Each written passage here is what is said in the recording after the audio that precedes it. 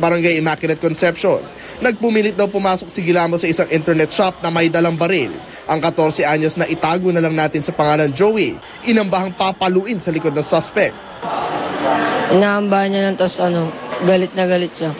Tapos pinakita niya po yung baril niya. Kwento naman ng pangalawang bata na tawagin na lamang nating Ami. Pilit daw pinabubura ng suspect ang kanyang tattoo sa braso kundi sasaktan niya ito. Nang sabihin ni Ami na hindi niya ito kayang gawin. Galit na galit po siya. Yung pagkalabas ko, sabi niya, hindi mo pa rin tatanggalin niya. Sabi biglang nag-click yung baril na kulay silver po siya na merong black po yung tumunog. Pumunta po yung bala sa Victory Liner.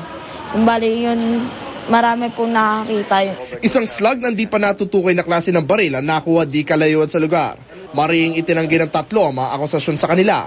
Sumugod naman sa presinto ang mga kaanak ng 2 bata. Naglakas ako ng loob, so matagal na kasi niyang ginagawa. So sobra na. Walang taong malakas ang loob na para magreklamo po sa kanya.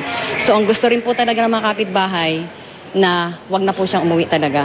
Agad na isinailalim sa paraffin test ng sundalo para malaman kung nagpaputok siya ng baril. Posibleng maharap ang mga suspect sa kasong paglabag sa Anti-Violence Against Women and Children Act, grave threat, indiscriminate fighting, alarm and scandal, at illegal possession of firearms in relation to the Election Omnibus Code.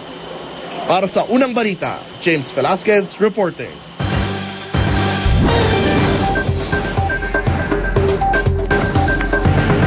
₱10 na dagdag sa flag down rate, ihirit ang mga taxi operator.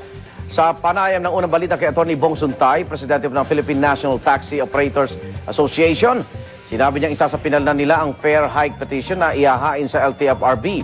Paliwanag po ni Suntay na lulugi na ang mga driver.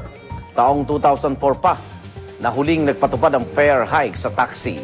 Sa bahagi naman ng mga operator, hindi na rin daw nila kayang ibaba pa ang boundary dahil 9 na taon na raw silang hindi nagtataas. Kaya pakiusap nila sa mga pasahero, unawain naman sana ang kanilang hinaing na dagdag pasahe.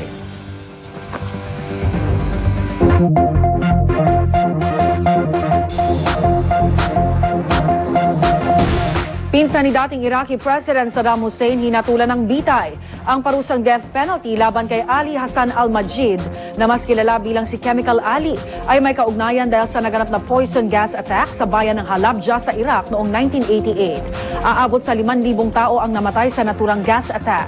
Hinatulan din ang iba pang dating opisyal sa ilalim ni Saddam para sa iba pang kaso ng crimes against humanity.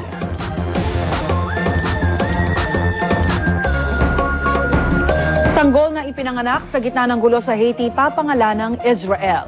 Pagpupuga yan sa Israeli medical crew na nagpaanak sa kanyang ina. Sabado nang isugod ang ina ng sanggol sa isang pansamantalang field hospital na itinayo ng Israel Army.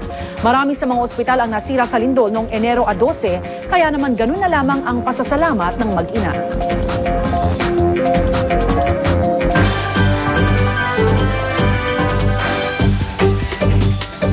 Kultura ng mga Aita ibinida sa Malatarlac Festival ng Tarlac.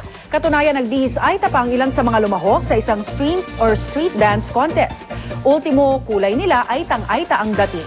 6 na grupo ang nagpagalingan sa paghindak, pero sa huli ang Baras-Baras Elementary School ang itinanghal na panalo. Nakatanggap sila ng tropeyo, medalya at 15,000 piso bilang premyo.